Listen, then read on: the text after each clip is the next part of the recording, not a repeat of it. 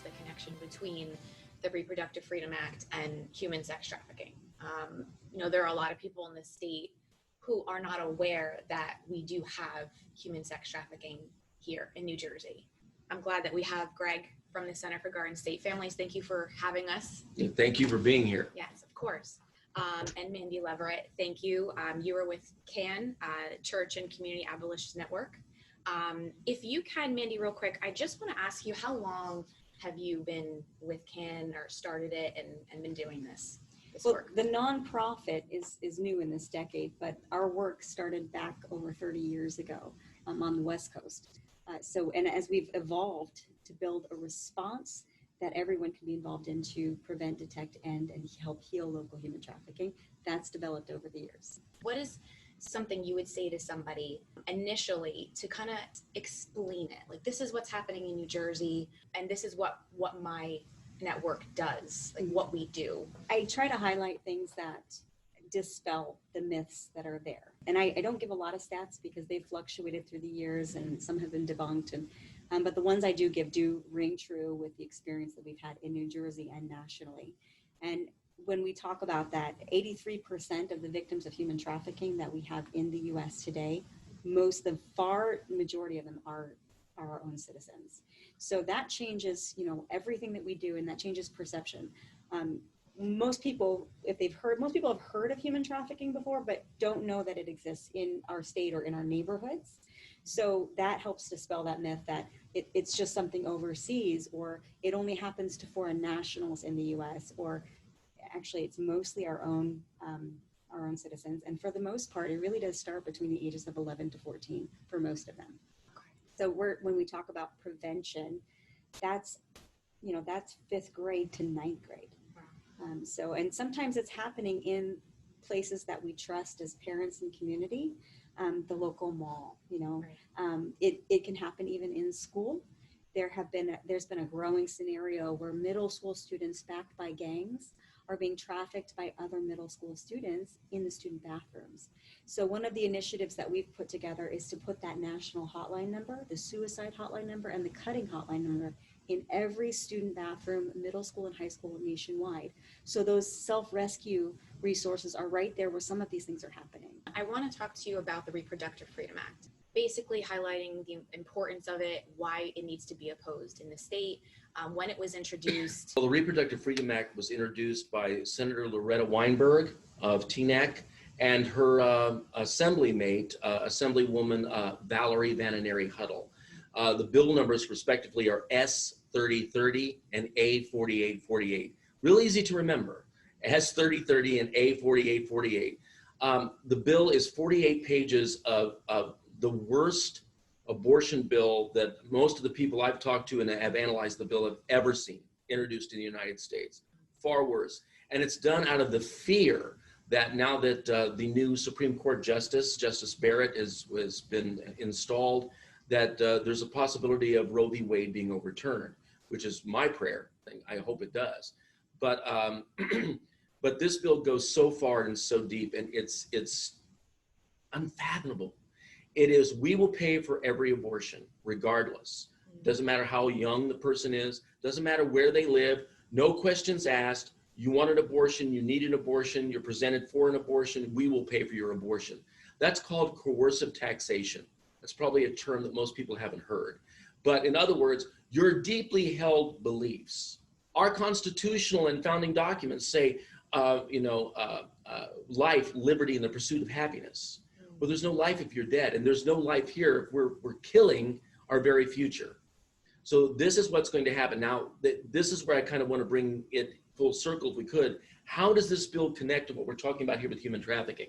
And why would the Center for Garden State Families, which is a Christian family advocacy organization, join forces with even Democrats for Life who are against this bill? Right. So the reason why we're doing this is because there is a direct connection.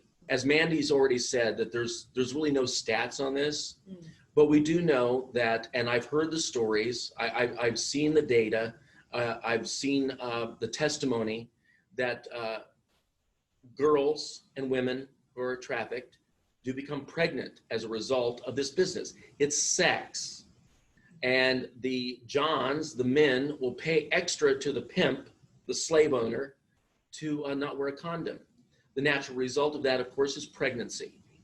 So what happens then is that now human traffickers, at the moment, when they need to take care of the problem of their pregnant slave, so they take them to Planned Parenthood, they take them to other abortion providers, and they pay for the abortion, whatever that is, $300, $600, $1,000, I don't know, whatever it is. But now, get the connection here, we're going to subsidize the human trafficker by paying for that abortion. But the bill goes further. Page 4 of the bill, right there close to the top, it actually says we also pay for sterilization. Well, if I'm a human trafficker and I've got this problem of recurrent, pregnancies with my 12-year-old, 13-year-old, 15-year-old slave, then I can fix this problem by sterilizing her, doing a hysterectomy. So bringing back eugenics, basically. That's exactly, that is the whole purpose of Roe v. Wade is eugenics. Exactly. But the stats are real. Per capita, more Black and brown babies are murdered in the womb in the United States of America than whites. Right. This is a racist thing to do. That's just part of what this bill allows to happen. Coercive taxation. So you and I, all three of us who oppose abortion, it's against our deeply held beliefs. It's against what I believe is our founding documents. Now we are forced with our money to pay for human trafficking. Right. If we can just expand a little bit on the taxpayers in regards to the human trafficking portion of the bill. So as I understand it, in the bill, it says that the mandating provisions, so the subsidizing part, can we expand on that a little bit? Like how, because I'm sure a lot of people don't understand exactly what this means. If this bill is passed, that they will then be forced to pay for more traffickers to come into the state, or they will be enabled to come into the state because they will understand that the abortions they force upon these girls will be then free for them on our dime. Can we expand on that a little bit? Let me start on that, and then Mandy can go from here. Okay. For example, New Jersey, human trafficking occurs here because of where we are located in the United States. We are between the number 1 and the number 6 largest metropolitan areas in the nation, Philadelphia and New York City. We have I-95 corridor is where we are at. So we have Newark Airport, and of course we're close to the New York Airport. So we have the Philadelphia Airport, we have Atlantic City, a tourist attraction, and the other highways and byways that come in here. It's easy to traffic human beings here, and we're a portal state. But we also know that human traffickers around the world, they fly their people back and forth. Right. And so we could have, and most of it happens here in the United States, you said, most of our human trafficking is with our own here in the United States. So could you explain how women and girls are transported and moved around the country? Well, I mean, first of all, it's not just women and girls. It's boys too. Boys, men. Right. It really, anyone can be a victim, and anyone can be a trafficker, and anyone can be a purchaser. We've had situations where actually a boy was helping traffic his mom. So just to dispel any myth you have or any ideas you have about what you've seen, it really can be anyone. Right. So with that in mind, it's important for us to be able to identify those symptoms, really the situations.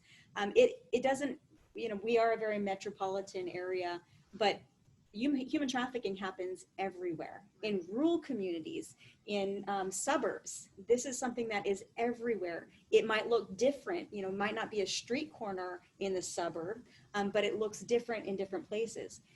Just about every profession there is intersects human trafficking. Right. And so this is a broad scale approach, and abortion clinics, healthcare clinics, healthcare in general, they face human trafficking, but especially because they're providing abortions, and many of them are forced, but some of them aren't forced. Right. And so it's important for us to recognize that when you deal with human trafficking, you hear a lot of information about trauma. And it's important to understand that actually any kind of surgery, it affects your body in a way that causes trauma that can affect you, even if an instance happened before you were of age to remember something. Trauma, it lives in our organs, it lives in us, and so it can come out later in different physiological ways. And so it's a medical procedure that is naturally very traumatic. It's not like taking an aspirin, or this is a very invasive procedure.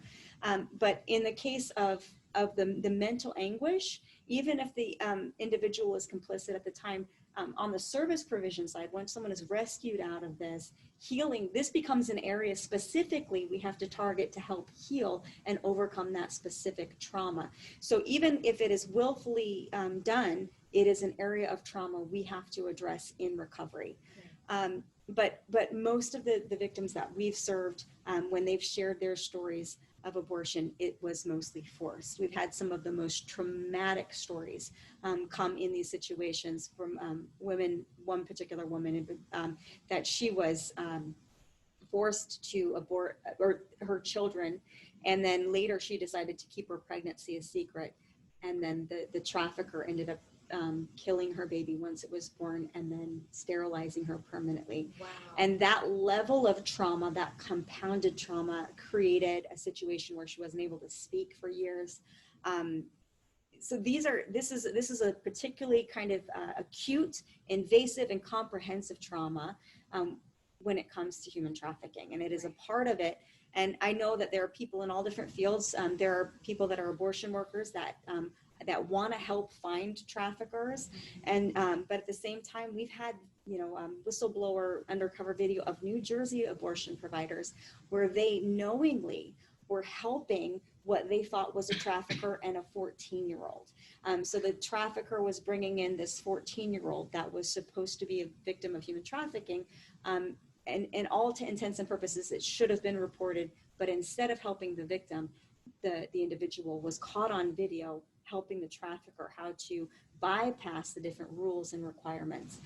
So this is something that, money's involved. There are a lot of different motivations involved.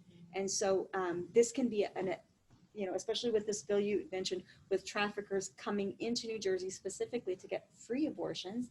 And they're not necessarily out of the area. A lot of traffickers will travel in a circuit. They'll go from different counties, different states, different regions with their victims, because to evade detection, if they settle for several months, they'll keep moving around.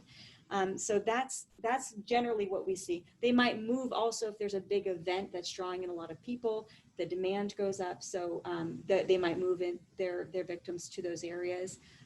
But generally, they have a circuit they work within, a jurisdiction. This was a great opportunity to speak with you and get to know more about what you do for the state and human sex trafficking. And I hope that more people learn about it, because it is a vital issue to the bill as well. Absolutely a vital issue to the bill. And the Church and Community Abolition Network, your website is? canfreedom.org. Okay. And we provide trainings, professional trainings, community trainings. We help the community become part of the response to help end and heal local human trafficking. Amazing. Awesome. Thank you so much. Thank you, Mandy, for being here. And thank you, Nicole, for doing this. We're very Thank grateful. you. Yeah, Appreciate we're it. all on the same team, fighting Amen. the same battles. Yeah. Awesome.